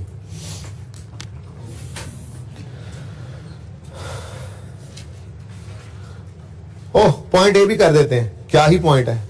कहता है जी part of long term loan amounting to 1 lakh was paid by Junaid Janjua from his personal account।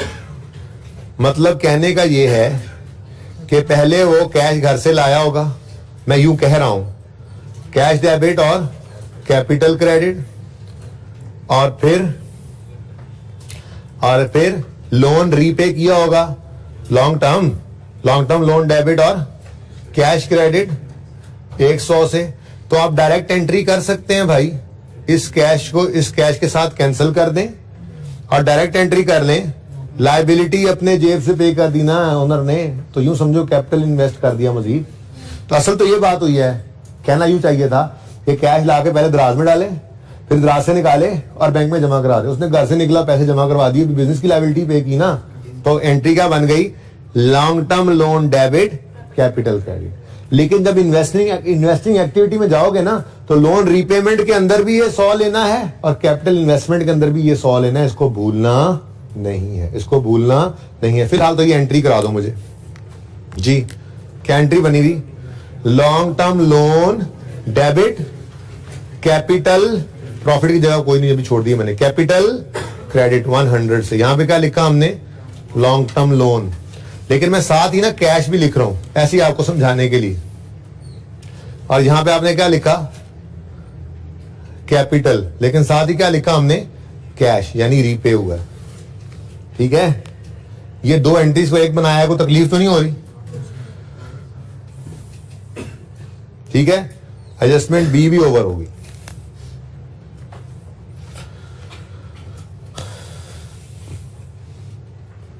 O sorry, ए थी, बी पे आप आए हैं, जिसमें ए ओवर होगी। ठीक है, जिसमें डी ओवर हो गई।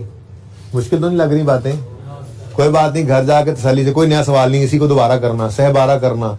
अगर एक लफ्ज भी समझ नहीं आएगा कल इंशाल्लाह समझाऊंगा। ठीक है, आज तो बस अब लीगल टाइम खत्म होने के करीब है और इलीगल 5-7 मिनट रह गए हैं, इसके अंदर अब मैंने सवाल को लपेटना है। ठीक है ना, इसलिए मैंने कहा फजूल बातें करके मजीद टाइम आगे ना बढ़ाओ। ठीक है, अच्छा सुनो, अब सवाल को अब मैं जरा क्विकली कंक्लूड करने की कोशिश करूंगा। ठीक है, माजरत के साथ, ताकि सवाल एक बार आपके सामने किताबों में आ जाए।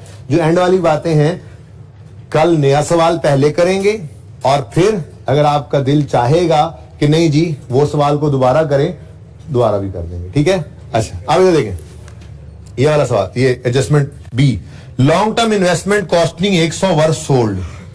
भाई अगर कोई एसेट बिके तो डिस्पोजल अकाउंट बना करता है, बनाओ फिर, कोई नया काम थोड़ा ही, डिस्पोजल का अकाउंट बना लो। जनरल एंट्री भी कर सकते हो वैसे तो, लेकिन चलो अकाउंट बना लो। हाँ भाई, लॉन्ग टर्म इन्वेस्टमेंट कॉस्टिंग 100 वर्ष सोल्ड। एसेट अकाउंट में से जो एसेट बिकता है वो क्रेडिट करते हैं और डिस्पोजल अकाउंट में उसको डेबिट करते हैं। ये लॉन्ग टर्म इन्वेस्टमेंट के लिए। ठीक है, सही है, ये क्या कर दिया हमने, इसको डिस्पोज। अच्छा, अब आपको ये पता है कि एसेट अकाउंट से एसेट की आया करती थी कॉस्ट और एक्यूमुलेटेड डेप्शन अकाउंट से इसकी आया करती थी एक्यूमुलेटेड। लेकिन इन्वेस्टमेंट जो है ये डेप्रिशिएबल एसेट नहीं है, लाल मार्क कर दे दो। इन्वेस्टमेंट जो है वो कोई डेप्रिशिएबल एसेट तो नहीं है ना, इसलिए ये नजर नहीं आएगा। ओके, अब एक चीज होती थी और डिस्पोजल में, कैश आया है, कैश का आना डेबिट डिस्पोजल अकाउंट में कर देते थे हम उसको क्रेडिट, लेकिन पता कोई नहीं है, पता कोई नहीं है। चलो जो डाटा गिवन था उससे ले रहे, ओपन तो किया हमने, ठीक है। Next, depreciation charge during the year on equipment amounted to 60। कहता है जी इक्विपमेंट की जो डेप्रीसिएशन है ना फॉर द ईयर वो कितनी है, 60। पता नहीं क्यों बता रहे हैं, अल्लाह मालिक है, लिख लेते हैं। डेप्रीसिएशन एक्सपेंस सवाल में उसने गिवन कर दी कितनी, 60। और सही है, ही कह रहा है ना, depreciation charge during the year on equipment amounted to 60, ठीक है। Next, equipment having a book value of 75 was sold during the year. एक और डिस्पोजल हो गया, तो एक और अकाउंट बना लो। अब डिस्पोजल का अकाउंट किसका है जी, इक्विपमेंट का। पर मसला क्या है, हमें चाहिए इक्विपमेंट अकाउंट से इसकी कॉस्ट और फिर एक्यूमुलेटेड डेप्रीसिएशन से इसकी एक्यूमुलेटेड डेप्रीसिएशन। क्या ख्याल है? लेकिन ये पता लग गया हमें कि इक्विपमेंट का डिस्पोजल तो है, लेकिन कितनी कॉस्ट है, क्योंकि ये अकाउंट कॉस्ट में बन रहा है ना, वो नहीं पता। यहां पे डिस्पोजल की एक्यूमुलेटिव से निकल कर जाती थी, ये नहीं पता। है सही, है सही, और ठीक है। ये सारे काम अभी क्वेश्चन मार्क से ही चल रहे हैं। कितने का बिका ये पता लग रहा है, was sold during the year. ओहो, बुक वैल्यू का सिर्फ पता लग रहा है, बुक वैल्यू का। हो सकता है इससे कुछ निकल आए, फिलहाल तो बुक वैल्यू को पता लग रहा है। यहां तक को मसला डाटा लिखा है सिर्फ, ठीक है।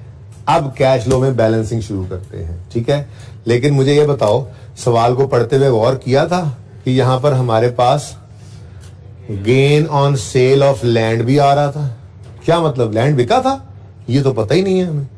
Gain on sale of long term investment आ रहा था, ये हमें पता था।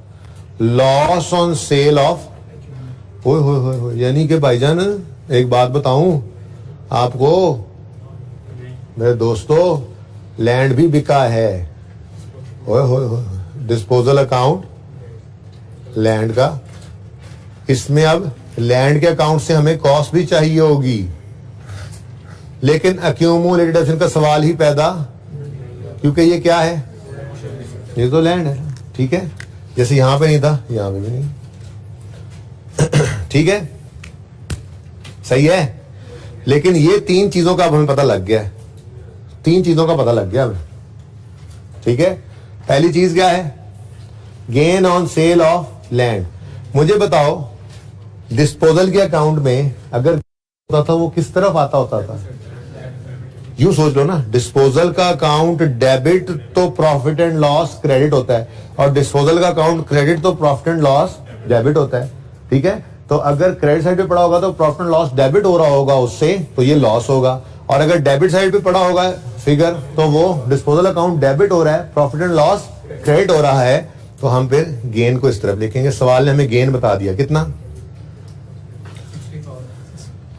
गेन है, 64, ठीक हो गया जी, 64। जो डाटा मिल रहा है सवाल से वो लिखते जा रहे हैं। नेक्स्ट क्या है, gain on sale of long term investment. Gain सवाल में गिवन था कितना, क्वेश्चन लिख दिया मैंने, कितना 32, ठीक हो गया, और सही है। फिर loss on sale of equipment, equipment की सेल पे हमें क्या आ गया जी, लॉस आ गया। क्वेश्चन में गिवन है, क्वेश्चन में गिवन है ये चीजें आज जी।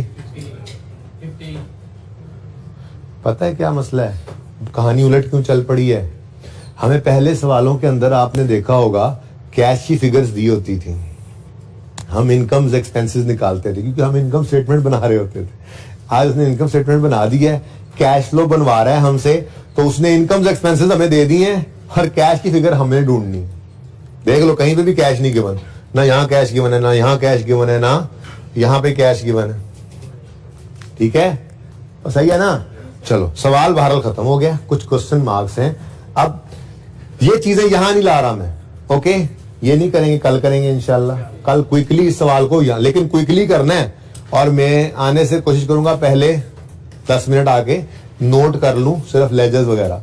ये काम सारा क्विकली हो जाना है, ओपनिंग क्लोजिंग 10 से 15 मिनट में इतना सवाल हो जाना है हमारा, ठीक है। फिर एडजस्टमेंट्स में पढ़ूंगा 10 मिनट लगा के, उसके बाद यानी कि हम 2 दिन में पहला सवाल कर रहे हैं, इसलिए सिर्फ मुझे बैलेंसिंग करवा दें। कल ये दोबारा भी होगा, लेकिन आपने इतना काम घर पे जरूर करके आना है, ठीक है। ये समझ आए ना आए फिलहाल कर दो, आ जाओ जरा। लॉन्ग टर्म इन्वेस्टमेंट में चेक करो बैलेंस हो रहा है, लेजर बैलेंस हो रहा है, चेक करो। बैलेंस नहीं हो रहा, किस तरफ बैलेंस आ रहा है, कितना आ रहा है, ये 150। फिर हो ना हो ये एडिशन है, कैश कैश। जब सब कुछ सवाल ने बता दिया, ओपनिंग ये है, क्लोजिंग ये है, डिस्पोजल ये है, और बैलेंस नहीं हो रहा, और बैलेंस फिगर डेबिट साइड पे आ रही है, तो इसका मतलब हमने मजीद लॉन्ग टर्म इन्वेस्टमेंट खरीदी थी, और ठीक है ना। तो ये अभी इधर नहीं लिखना आपने, बहरहाल ये कल को मैं लिखूंगा यहाँ पे क्या लिखेंगे, addition in long term investment, और यहाँ पे 150 लिख के माइनस करूंगा, क्या मतलब, कैश आउटफ्लो हो रहा है।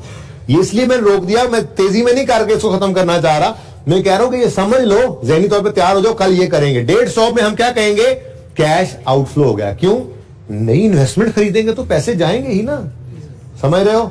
आगे बढ़े, ये हो गया ledger balance. Balancing figure cash निकल रही है, आज कहानी उलट हुई पड़ी है, क्योंकि कैश फ्लो जो बना रहे हैं, ठीक है। नेक्स्ट, लैंड हो रहा है बैलेंस 690, डेप्रिसिएशन होगी, अक्कल करो, लैंड की डेप्रिसिएशन को होती है, ठीक है। इसका मतलब फिर सवाल कह भी रहा था लैंड डिस्पोज हुआ है, तो फिर ये डिस्पोजल अकाउंट में जाने वाली कॉस्ट होगी डिस्पोजल की। अब फटाफट इसको इधर लेकर आए, ये मिल गया 690 मिल गया, कहां से जी, वर्किंग 3 से। बात समझ रहे हो, मत करो बैलेंस, सिर्फ देख लो, कल दोबारा तो करना ही है, लेकिन घर पे भी ट्राई कर सकते हो जी।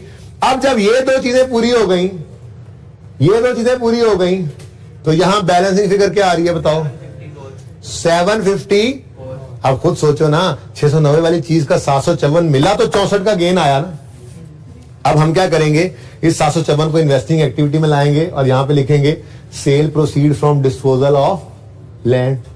समझ आ रही है, इनफ्लो पॉजिटिव होगा, पूरा वाला नेगेटिव था, ठीक है। नेक्स्ट, ये हो गया काम खत्म, काम तो गिर गया, काम तमाम हो गया, और इसका भी काम तमाम हो गया, ये लेजर बैलेंस हो गए। आगे बढ़े, हाँ भाई, लॉन्ग टर्म लोन के बारे में बताओ, बैलेंस हो रहा है इस तरफ डेबिट साइड पे। अब सवाल खामोश है, पेमेंट रीपेमेंट उसने बता दी थी, तो हो ना हो ये मजीद कैश हमने लिया है, इस तरफ आ रहा है, तो फिर कैश पे किया है। आप समझ गए तो अच्छा ही होगा, चलो इस तरफ लिखवाया आपने, ठीक है ना। क्या मैंने लिख दिया गलती से, क्या हुआ, क्या क्या क्या क्या, क्या कहा मैंने, अगर इधर आ जाता कैश तो कहते मजीद लोन आ गया है, बैलेंस फिर इस तरफ आ रही है तो मतलब लोन रीपे हुआ है, ठीक है जी, तो कैश।